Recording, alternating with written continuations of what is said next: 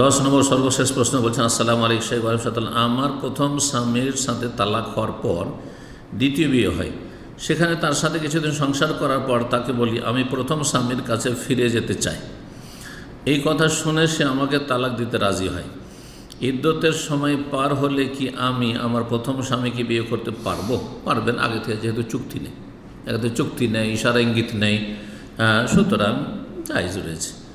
আর বিয়ের আগে থেকে আমার চিন্তা ছিল যে আমার দ্বিতীয় স্বামীকে আমি বুঝিয়ে বলবো আমার প্রথম স্বামীর কাছে যাওয়ার ইচ্ছার কথাটা। সে যদি নিজে আমাকে নিজের ইচ্ছায় তালাক দেয় তো যাব, না হলে তার সাথে সংসার করব। বলছেন যে এমন চিন্তা করার কারণে কি হিল্লা বিয়ের সামিল হবে? হিল্লা বিয়ের সামিল হবে না যদি যে আপনাকে বিয়ে করেছে তাকে না বলা থাকে আগে থেকে, যদি তাকে বলা থাকে আগে থেকে, ইশারা ইঙ্গিত করা থাকে, অথবা এই ধরনের কোনো রকমের চুক্তি হয়ে থাকে তার পরিবারের সাথে, তাহলে হারাম। জি, হালালা বা হিলা বিয়ে হারাম। এই হিলা হচ্ছে গায়ের শরীয়ত বিরোধী, হারাম, জেনা, ব্যভিচার। জি, আল্লাহ হেফাজত করুক। এই জাহেল বেদাতিদেরকে আল্লাহ হেদায়েত দান করুক, তাদের অনিষ্ট থেকে আল্লাহ রক্ষা করুক। আমার কি গুনাহ হবে এটা করাতে?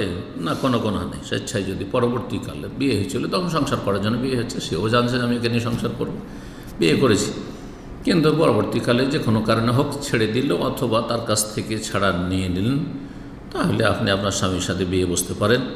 অথবা তাকে বললেন যে তুমি আমাকে ছেড়ে দাও, মুক্ত করে দাও, আমি আসলে আমার আগের যে স্বামী ছিল তার কাছে ফিরে যেতে চাই। আর সে যদি স্বেচ্ছায় ছাড়ে স্বতঃস্ফূর্ত হবে তো জায়েজ রয়েছে ইদ্যত পার হওয়ার পরে। আল্লাহ তাআলা আলম। তবে একটি কথা মনে রাখতে হবে যে এখানে প্রথম দ্বিতীয় স্বামী যার সাথে বিয়ে হয়েছে তার সাথে অবশ্যই কমপক্ষে একবার সহবাস হইতে হবে। জি, নবী সাল্লাল্লাহু আলাইহি ওয়াসাল্লাম বলেছেন লা, অতক্ষণ পর্যন্ত আগের স্বামীর ঘরে ফিরে যেতে পারবে না।